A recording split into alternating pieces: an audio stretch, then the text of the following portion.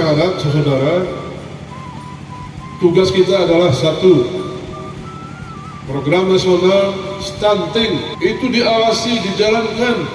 Cobalah berkoordinasi dengan kami dan berkoordinasi dengan BKKBN. Ini sampai dana, bukan hanya untuk insentif, bisa untuk tambahan makanan tambahan, untuk pasar Batu Lintang. Apa pedagangnya sudah ada, nanti sekali dengan angkupnya selesai, resmikan.